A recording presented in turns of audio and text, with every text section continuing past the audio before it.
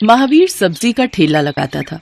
वो रोजाना बाजार के रास्ते में पड़ने वाले हनुमान जी के छोटे से मंदिर में माथा टेकते हुए अपने काम पर जाता था। यह उसका नियम था। महावीर का दोस्त मदन भी सब्जी का ठेला लगाता था। दोनों अक्सर साथ ही घर से सब्जी बेचने निकलते थे। अरे मदन, जरा तू 5 मिनट रुक, मैं हनुमान जी के मंदिर में माथा टेक लूं, फिर चलते हैं। ठीक है, जल्दी कर। वैसे भी चिलचिलाती धूप और गर्मी में मेरे से खड़ा नहीं हुआ जा रहा। हाँ हाँ, बस थोड़ी देर लगेगी। जय बजरंगबली, आपकी सदा ही जय हो। पंडित जी, आज बड़े दिनों बाद आपसे मिलना हुआ। हाँ बेटा, गर्मी बहुत बढ़ गई है और थोड़ी तबीयत भी ठीक नहीं थी, इसलिए मंदिर आना नहीं हुआ। पंडित जी, मंदिर में बहुत गर्मी पड़ रही है। हनुमान जी को कितनी गर्मी लगती होगी। सोच रहा हूँ एक पंखा हनुमान जी के लिए भी लगवा दूं। सच, ठंडी ठंडी हवा हनुमान जी पर पड़ेगी तो उन्हें कितना आनंद आएगा और उनके भक्त भी प्रसन्न रहेंगे। ये तो बहुत उत्तम विचार है कि तुम हनुमान जी के लिए पंखा लगाना चाहते हो। ठीक है पंडित जी, फिर मैं पंखे के लिए अलग पैसे जोड़ना शुरू कर देता हूँ और कुछ ही दिनों में एक पंखा लाकर हनुमान जी के मंदिर में लगवा दूंगा। महावीर, कितनी देर और है? बस आए मदन। अच्छा पंडित जी, चलता हूँ।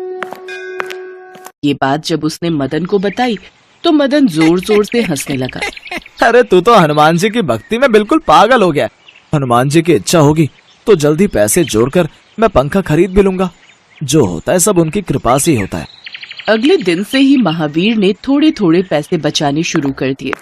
सुजाता, ये 200 रुपए उन्हीं रुपयों में मिला दे जो मैंने तुझे हनुमान जी के पंखे जोड़ने के लिए दिए थे। अब तो आप पंखा खरीद कर लगवा सकते हो। हाँ सुजाता, इसी खुशी के दिन का तो मैं इंतजार कर रहा था। बस कल बाजार जाते हुए पंखा खरीद कर रख लूंगा, फिर शाम को किसी बिजली वाले को पकड़कर मंदिर में लगवाता हुआ आ जाऊंगा। अगले दिन महावीर और मदन काम पर जाते हैं। रास्ते में महावीर एक पंखे की दुकान से पंखा खरीद लेता है। ये देख मदन, कितना बढ़िया पंखा मिल गया। बस अब शाम को बिजली वाले को लेकर पंखा लगवा दूंगा। ये तो बहुत बढ़िया पंखा खरीद लिया। सही है, अच्छा है, लगवा दे। काश ये नया पंखा मेरा हो जाए, फिर तो मजा ही आ जाएगा। इतना पुराना पंखा लगा हुआ है, हवा भी नहीं आती। अगर मैं इसका ये पंखा चोरी कर लूं तो इसे क्या पता चलेगा। बोल दूंगा कोई और उठाकर ले गया। महावीर सामने बिजली की दुकान पर बिजली वाले को साथ चलने के लिए लेने जाता है। मदन, जरा मेरे ठेले का ख्याल रखना, उस पर पंखा रखा हुआ है। मैं बिजली वाले को बोल दूं, मेरे पहुंचने से पहले वो मंदिर तक पहुंच जाएगा। हाँ ठीक है, ध्यान रखूंगा, पर जल्दी आना। महावीर जैसे ही बिजली वाले को सामने की दुकान से बुलाने जाता है, मदन झट से उसका पंखा चुराकर अपने ठेले के नीचे बनी जगह में दबा देता है और पानी पीने जाने का नाटक करता है ताकि महावीर को उस पर शक न हो। अरे पंखा कहाँ गया? अभी मैं ठेले पर ही तो रखकर गया था। और ये मदन कहाँ है? वो तो सामने पानी पी रहा है। मदन, ओ मदन, जल्दी आ। अरे मेरे ठेले पर पंखा नहीं है। मैंने तुम्हें बोला था कि मेरे पंखे का ख्याल रखना। अरे मुझे थोड़ी पता था कि 1 सेकंड के अंदर कोई उठाकर ले जाएगा। मैं सामने से पानी ही तो पीने गया था। अब इसमें मेरा क्या दोष? हे बजरंगबली, मैंने तो बहुत मन से पैसे जोड़कर पंखा खरीदा था। अब मैं क्या करूं? पता नहीं पंखा कौन चुरा कर ले गया। महावीर ठेला लेकर उदास मन से घर आ जाता है। सुजाता उसे तसल्ली देती है, पर महावीर का मन ही नहीं लग रहा था। उसे पंखा चोरी होने का बहुत दुख था। उधर मदन पंखा लेकर घर पहुंचता है। अरे वाह, अब आएगा मजा। अभी कुछ दिन का सब्र करता हूँ, कहीं महावीर ना आ जाए और वो नया पंखा लगा देख लेगा तो उसे शक होगा। सरोज, ये पंखा वहाँ पलंग के नीचे रख दे। अभी मदन अपनी पत्नी सरोज से बात कर ही रहा था कि उसके घर पुलिस आ जाती है। साथ में एक व्यक्ति भी मौजूद था। इंस्पेक्टर साहब, इसने मेरी दुकान से पंखा चुराया। वो देखिए, वो रहा पंखा। मैंने आपको सही जानकारी दी थी, इसे गिरफ्तार कर लीजिए। आप ठीक कह रहे हैं मिस्टर हनुमत। हवलदार, इसे गिरफ्तार कर लो। चलो, तुम्हें चोरी के जुर्म में हम गिरफ्तार करते हैं। पर मेरी बात तो सुनिए इंस्पेक्टर साहब, मैंने इनकी दुकान से कोई पंखा नहीं चुराया। मैं तो इन्हें जानता तक नहीं। मेरी बात का विश्वास कीजिए। इंस्पेक्टर साहब, ये ऐसे नहीं मानेगा, इसे जेल में डालना ही पड़ेगा। अच्छा, इससे कहो कि ये इस पंखे का बिल दिखाए जहां से इसने खरीदा है। अचानक महावीर भी वहां पहुंच जाता है और अपना पंखा मदन के घर देख लेता है। मदन, तुमने मेरा पंखा चुराया? इंस्पेक्टर साहब, ये पंखा तो सुबह चोरी हो गया था। मुझे तो किसी व्यक्ति ने कहा कि मदन ने मुझे जल्दी घर आने को कहा है। मैं घबराया हुआ आया और ये सब देखा। इंस्पेक्टर साहब, ये पंखा महावीर का है। उसने ये सुबह खरीदा था। सच्चाई तो यह है कि ये पंखा मदन ने महावीर का चुराया है। मैं तो बस सच्चाई सामने लाना चाहता था। मुझे माफ कर दे महावीर, मुझसे गलती हो गई, मुझे जेल नहीं जाना। इंस्पेक्टर साहब, मदन को छोड़ दीजिए, मुझे इससे कुछ नहीं कहना, पर आज के बाद मेरी और तेरी दोस्ती खत्म। तू अपने रास्ते में अपने रास्ते। अरे वो सज्जन पुरुष कहाँ गए? लगता है इस चोर को पकड़वाने के लिए ही वो हमारे साथ आए थे और उनका काम पूरा हो गया और वो चले गए। मदन महावीर के कहने पर हम तुम्हें छोड़ रहे हैं, आज के बाद ऐसी गलती फिर ना करना।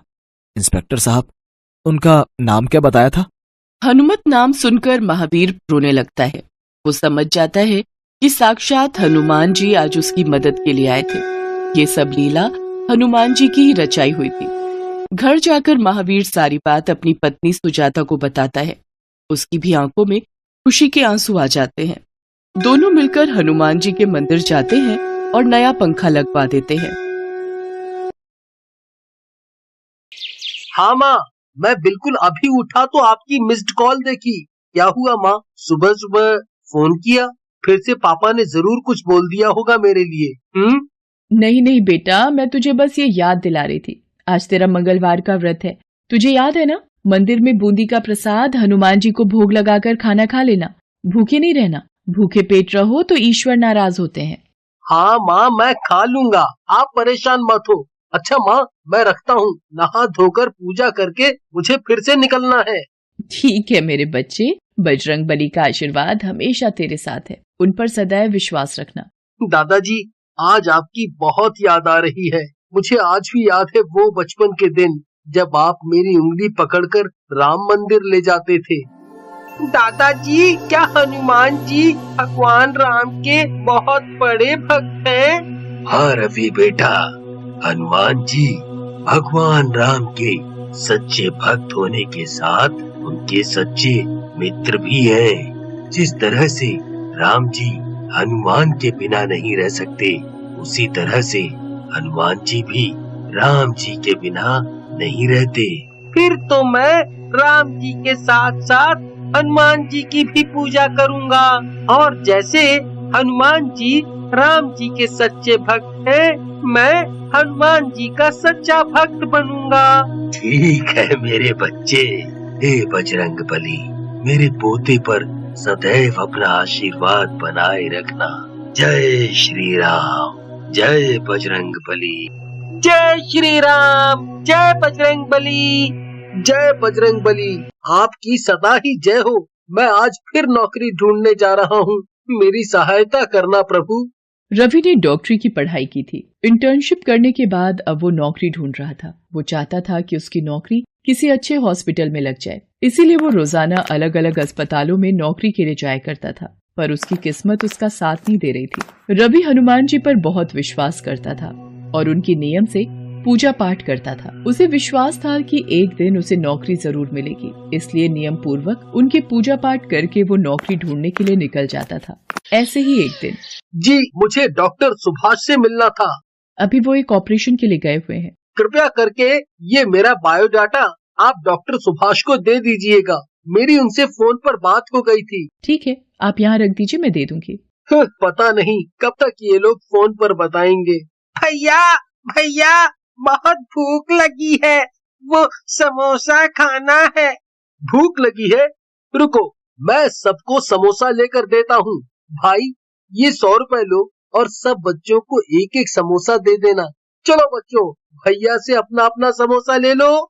रवि एक संस्कारी घर का लड़का था, इसलिए दूसरों की दुख तकलीफ को समझता था। वो हॉस्टल वापस आ जाता है और फोन आने का इंतजार करता है, पर उसे नौकरी नहीं मिलती। उसकी सारी उम्मीदें टूट रही थी। वो हिम्मत हार रहा था। वो किसी भी हॉस्पिटल में जाता, निराश वापस लौटता। फिर एक दिन, रवि, गुंजन की शादी पक्की हो गई है। इसी महीने की 15 तारीख का मुहूर्त निकला है। तू आज ही ट्रेन की टिकट कटवा कर आ जा। पर माँ, आपको पता है मैं नौकरी को लेकर बहुत परेशान हूँ, और मैं अभी घर आया तो पापा मुझे फिर से ताने देना शुरू कर देंगे। रवि, तेरे पापा की तो आदत है जिसको बदला नहीं जा सकता। तू उनकी बातों को दिल पर मत लगाया कर। और अगर तू समय पर नहीं पहुंचा तो गुंजन को तो तू जानता ही है, वो तुझे नहीं छोड़ेगी। वो मेरे सामने नाराज होकर मुंह फुलाए बैठी है। रवि भैया, आप समय पर आओगे तो मुझे आपके साथ बाजार जाकर अपनी शादी की बहुत सारी शॉपिंग करनी है। पापा को तो आप जानते हो, हर बात में टोका टाकी करते हैं। ये क्यों खरीदा, वो क्यों लिया। ठीक है, मैं कल शाम तक घर पहुँचता हूँ। रवि का मन उदास था। वो इसी चिंता में था कि उसकी नौकरी आखिर कब लगेगी। पर गुंजन की शादी में भी घर पहुंचना जरूरी था, इसलिए रवि ने ट्रेन की टिकट करवाई और घर पहुंचकर अपनी बहन गुंजन की शादी की सभी रस्मों में हिस्सा लिया। गुंजन की विदाई के बाद रवि के पापा फिर से रवि को सुनाना शुरू हो गए। कब तक नौकरी लगने का इरादा है? मुझे समझ नहीं आ रहा, तुम्हारी नौकरी अब तक लग क्यों नहीं पाई है? तुम्हारे साथ का राजी दिल्ली में ही एक बड़ा सर्जन डॉक्टर है। तुम दोनों ने एक साथ ही तो पढ़ाई की थी। माँ, मैं वापस हॉस्टल चला जाता हूँ। मैं अपना सामान पैक करने जा रहा हूँ। सुनो जी, इतने वक्त बाद रवि वापस आया है, कुछ दिन और रुक जाता। अब उसकी नौकरी नहीं लग रही तो उसमें उसकी क्या गलती है? आप विश्वास रखो, उसने इस डॉक्टरी की पढ़ाई के लिए बहुत मेहनत की है और एक न एक दिन उसकी अच्छी नौकरी जरूर लग जाएगी। रवि वापस शहर आ जाता है और मन ही मन बहुत दुखी होता है। हे बजरंगबली, आप तो अपने भक्तों की सारी परेशानियों को दूर करते हो। मैं बहुत समय से नौकरी की तलाश कर रहा हूँ, पर मेरी नौकरी नहीं लग रही। इतनी पढ़ाई करने के बावजूद भी मैं कुछ नहीं कर पा रहा हूँ। मैं जिस भी हॉस्पिटल में जाता हूँ, निराश ही लौट आता हूँ। बजरंगबली, आप तो भगवान राम जी के भक्त हो, आपको उनका वास्ता। यदि मैंने सच्चे हृदय से आपकी पूजा की है तो आज मेरी नौकरी जरूर लग जाएगी, वरना मैं सोचूंगा कि मेरी किस्मत में डॉक्टर बनना लिखा ही नहीं था और शायद मेरी पूजा में कोई कमी रह गई होगी। रवि निराश मन से भगवान बजरंगबली के सामने हाथ जोड़कर विनती कर ही रहा था कि तभी उसके मोबाइल पर घंटी बजी। जी, मैं रवि बोल रहा हूँ। क्या? जी, मैं अभी पहुँच रहा हूँ। हे बजरंगबली, आपकी जय हो। डॉक्टर रवि, आपकी नौकरी पक्की हो गई है। हमारे हॉस्पिटल को आप जैसे होनहार डॉक्टर की बेहद जरूरत है। उन्होंने काफी तारीफ की आपकी, तो मैंने भी उनकी बात पर गौर किया। मेरी नौकरी की सिफारिश किसने की? ये किसकी बात कर रहे हैं? सर, मैं कुछ समझा नहीं। कौन आया था आपके पास? उन्होंने अपना नाम हनुमान सिंह बताया था। लंबे चौड़े हुष्ट पुष्ट कदकाठी के थे वो। कुछ अलग ही बात थी उनकी आवाज में। मैं अभी तक नहीं भूल पाया हूँ उनके व्यक्तित्व को। फिर जब उन्होंने आपके बारे में तारीफ की तो मुझे लगा कि जरूर आप में कुछ बात होगी डॉक्टर रवि। साथ ही वो ये भी कह रहे थे कि वो आपको काफी अच्छे से जानते हैं। तो ठीक है डॉक्टर रवि, कल से आप इस हॉस्पिटल में ड्यूटी ज्वाइन कर लीजिए। थैंक यू डॉक्टर सुभाष, मैं कल से ही अपनी ड्यूटी ज्वाइन करता हूँ। रवि की आंखों में खुशी के आंसू थे। वो हॉस्पिटल से सीधा हनुमान मंदिर पहुंचा और हनुमान जी की मूर्ति के आगे सिर झुकाकर उन्हें धन्यवाद करने लगा। हे बजरंगबली, आपने तो मेरी सारी विपदाएं हर ली। आपके नाम में बहुत शक्ति है। मैंने आज आपकी शक्ति का प्रमाण देख लिया। प्रभु, आप साक्षात मेरे लिए सिफारिश लेकर आए थे। आपने मुझे धन्य कर दिया प्रभु। आपने अपने भक्त की झोली खुशियों से भर दी। जय श्री राम, जय बजरंगबली। रवि फोन पर सारी बात अपनी माँ को बताता है। जब वो ये सब सुनती है तो वो भी बहुत खुश होती है। रवि के पिता भी अब रवि से अपने व्यवहार के लिए दुखी होते हैं। रवि, मैंने तुम पर विश्वास नहीं किया और देखो, ईश्वर ने तुम्हारे विश्वास को बनाए रखा। तुम्हारा बजरंगबली पर विश्वास जीत गया। पापा, मैं जानता हूँ आप मेरी वजह से ही परेशान थे, पर अब परेशान होने की कोई आवश्यकता नहीं है पापा। अब हनुमान जी की कृपा से मेरी नौकरी पक्की हो गई है और मैं खूब मेहनत करके एक अच्छा डॉक्टर बनूंगा और सब मरीजों की सेवा करूंगा। और मैं आपसे जल्दी ही मिलूंगा पापा, जल्दी। कहते हैं विश्वास की नींव बहुत पक्की होती है। प्रभु का ध्यान करके सच्ची लगन से यदि कोई कार्य किया जाए तो वो कार्य सदैव सफल होता है। कहा जाता है भगवान भक्त के वश में होते हैं।